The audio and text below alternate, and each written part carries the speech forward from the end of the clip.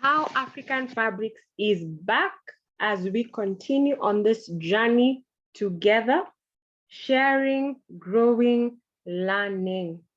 Last week, we were looking at current experiences, just hinging off what's happening in the economy and what does it mean for clothing and textiles, manufacturers, retailers, wholesalers, everybody who is in this space. Coming back to Ahawo African Fabrics, it's just for us to understand what our journey has been and why our journey is important and why other dealers in African fabric could learn from us and we could grow together.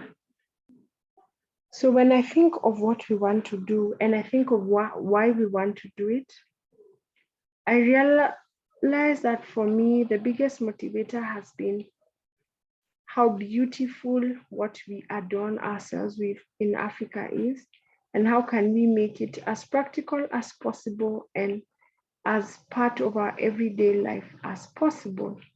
And of course, how can we use it as a way to just get people employed, to get the economy running again.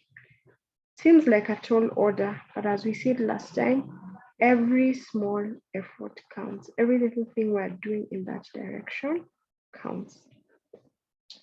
Our journey began in 2019. And I remember it was a time I was just reflecting on what would I want to do with this area of interest for me. Knowing that there's so many beautiful designs that can come up out of African fabrics, and knowing how we've associated it with celebration was also very important for me. So I remember reaching out to someone in my network and just telling them, hi, I'm thinking of trading in African fabric. What do you think? What should we do? And just to hinge off and get ideas.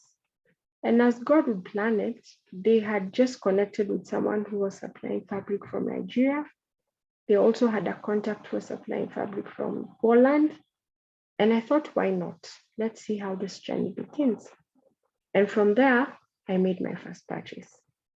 Bringing it into the country was so interesting. I was like, wow, I'm part of this. I'm part of this.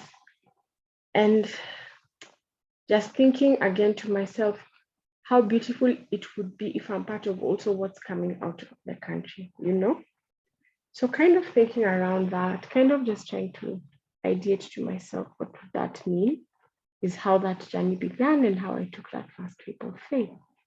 Now there's so much to share. I'm inviting you to stay with me on this journey as we continue to speak, as we continue to just learn what it's been like and build upon the experiences I've had so far.